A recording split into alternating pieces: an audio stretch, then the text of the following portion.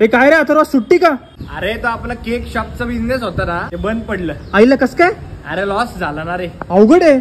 मला धंद्यात काहीच अवघड नसतं. धंदा म्हणलं की चढ उतारे होणारच, खचायचं नाही. परवा केक शॉप बंद पडलं, लगेच कपड्यांचं शॉपचं ओपनिंग करतोय. मी अभ्यास काय केला की जगात सगळ्यांनाच कपडे घालावे लागतात. ओपनिंगला नक्की सगळ्यांना घेऊन ये. अरे अथर्व, बरं झालं भेटला. माझ्या भावाचं ऍक्च्युली जरा कार्य आहे, तर मला नवीन कपडे मिळतील का?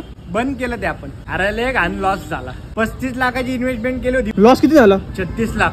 एवढा घाण लॉस झाला की माझ्या अंगावर कपडे राहिले नाहीत. हा एक शर्ट राहिला, ते पण क्वालिटी होता. म्हणून धंद्यात चढ उतारे होतच असतात, काचायचं नाही. लगेच परवा मोबाईल शॉपीचं ओपनिंग करतोय. कारण का मी संशोधन काय केलं माहिती का, जगात सगळेच जण मोबाईल वापरतात. या सगळ्या पोराटोरांना घेऊन ये. हा अथर्व, जोरात चाललाय वाटतं बिझनेस फोनचा. बंद केला ना तो. सगळ्यांकडेच फोन आहे, मग आपल्याकडे कशाला फोन घ्यायला येतील लोक. परवा लगेच मोमोजची गाडी टाकतोय आपल्या चौकात. आपल्या चौकात अख्खे 300 मीटरच्या आसपास कुठलीच मोमोजची गाडी नाही. एका धंद्यावर कधीच अवलंबून नाही राहायचं, कारण का धंद्यात चढ उतारे होतच राहतात. खचायचं नाही, कळलं का? अरे काय रे अथर्व, आज पण इथेच? अरे धंद्याला लागलो ना. ते होणारच होतं ना. अरे नवीन धंद्याला लागलो, रिअल इस्टेट एजंट. फ्लॅट पाहिजे का तुला? Flat 5 BHK. तुला एक टिप देतो, टिप फ्री देतो, फ्री. धंद्यात चढ उतारे येतच असतात, खचायचं नाही.